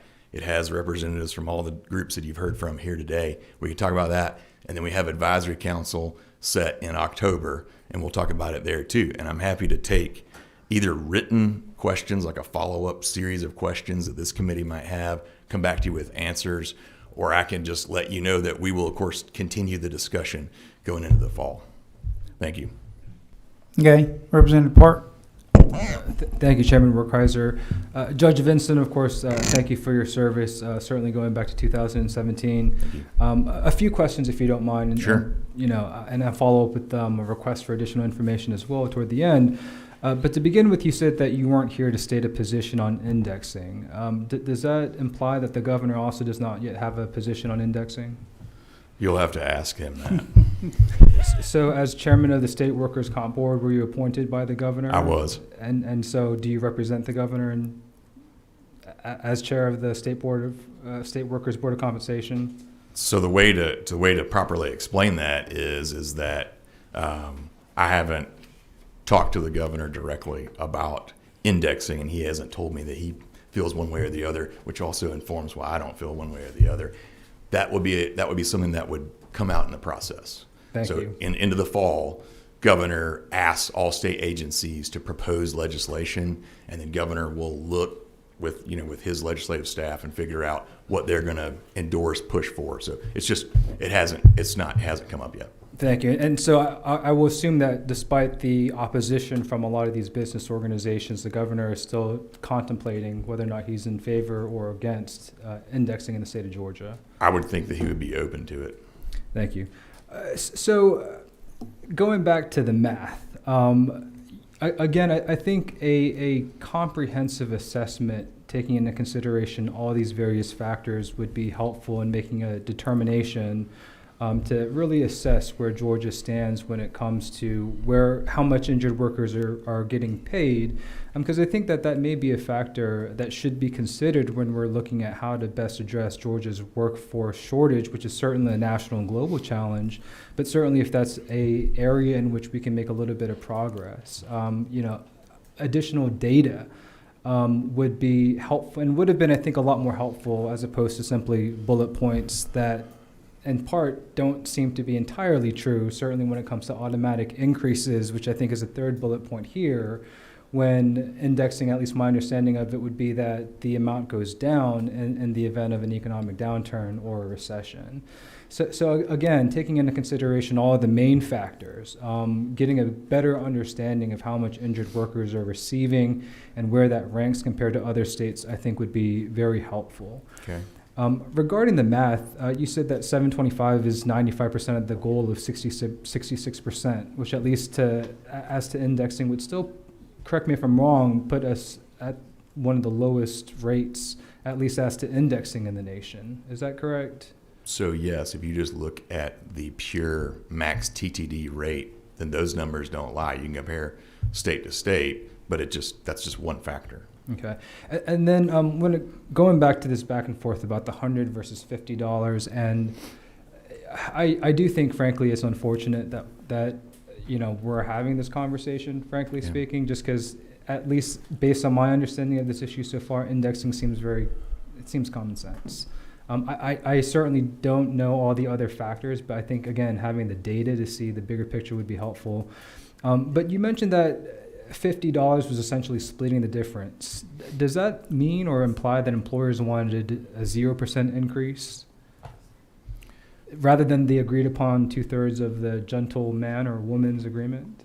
So I think that's a difference between looking at the overall business community in Georgia and thinking about, sure, I mean, if you ask a lot of employer insurers, do you want an increase? The answer is no, right? They would rather it stay what it is. They would say it's high enough, you get enough. But that's the inherent struggle between labor and business. And that's why on advisory council, a lot of the people come together and you have a lessening of that influence. And that's why, advisory council certainly came back to me and said, we recommend this is what you need to do. It needs to be $100. My approach was to do it 50-50 instead of 100 and 0. And I certainly understand that from an employer's perspective and focusing on the profit margin, but certainly from a worker's perspective, where the objective, or at least the stated objective of the advisory committee as well as this body, is to find that appropriate balance between employees and employers. Again, I think indexing would be more of a solution to ensuring that this is an issue that continues to go back and forth, especially if it's simply tied to what a worker's wage is at the time of injury. Last question, if I may. So you said that there was a delay in numbers where indexing does not take into, or that the amount that the advisory board considers doesn't take into consideration all the various factors. Is indexing a more flexible approach that's more adaptive, that kind of takes into all those factors, or is it just, simply based on one data point rather than missing, again, other factors? Representative Park, thank you for the question. It leads me to something that I've been thinking about for quite some time, and I made notes about today. It's easy to say indexing, but what does that really mean? What would the bill actually say? Would the bill dictate that the State Board of Workers' Comp or the chairman look at DOL numbers from the prior year and then run some type of calculation? Would it say that the DOL sends a report to the governor's office and then the calculation is done there? Would there be some type of legislative oversight of that process to ensure what the number is? There are dozens of ways to write an indexing bill, and we don't know what that would look like. So it's difficult for me to say whether it would be more flexible or whether it would be easier. It might lead to some type of issue in the future, depending on how you would actually calculate that number. And there will be a delay. DOL doesn't publish the numbers at least until halfway through the next year. So there's going to be a delay anyway. I do want to make one, really I would call it an editorial comment back to Representative Kirby's original question. Why do we not index? Why do we do it the way we do it? The answer is control. So the current system, governor, legislature, state board, advisory council, stakeholders all get to talk about what happens. Depending on how you index, depending on how that's written, you would either be ceding that control somewhere else. I don't know whether you would peg it to a national number, peg it to DOL number, and there are ways that you'd have to unravel that. So the answer to your question is, I'm not really sure, because I haven't seen a draft indexing bill. Judge, one follow-up question to that point. Would it then be possible to, create a formula for indexing that does take into consideration a multitude of factors, that is responsive, such that it could be a more objective manner of ensuring that there's fairness for both sides, as opposed to a political fight where whoever is in control ultimately sets the price, as opposed to it being an agreed upon formula in which this is at least one issue that's settled, that provides certainty for both employers and employees? Yeah, it's a kind of a philosophical question, because depending on how the bill's written, you would say it's objective, but then who gets to decide those objective factors? It may be subjective again. I mean, if you left that calculation in my hands, then I'd be involved in the same way that I'm involved right now. But I see what your point. It just depends on how the bill would be written. Well, I think your involvement in writing a bill would be incredibly important, given all of your experience and service on the Workers' Comp Board. But certainly we also have 48 different states in which we could look and see what works and what does not, to help craft a bill that's more flexible and adaptive and inclusive of the various factors that ought to be taken into consideration. So I don't necessarily view it as a philosophical question, but perhaps just something that requires a little more research into what's a good public policy for the state of Georgia. It's a great point. If there are 48 states that index, I imagine they do it 48 different ways. Well, hopefully in that manner we could find a good way in which Georgia can index as we move forward, at least based on the information and my understanding of the issue so far. But thank you, Judge. I appreciate that. Thank you. Representative McLean. Thank you, Mr. Chairman. I guess I was going to say Representative Park just took all my questions, but Judge, I want to say thank you too very much. I did hear something you said, though. You said the 95%. We reached 95%, but it was 95% of what? I mean, when you do something like that, you have to have something in mind. And so, what was you basing that 95% on? So, great question, and I'll clarify that. And this is where the numbers are flying around. So the state average weekly wage in the state of Georgia for the year 2020 was $1,149. We didn't learn that figure until halfway through 2021.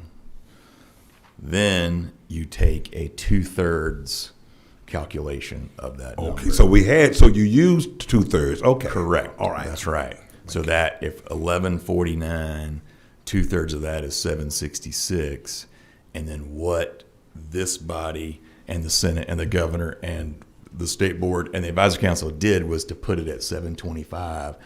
That 725 is 95% of 766. So in other words, if you're trying to grade where are we and what have we done, we're currently at 95%.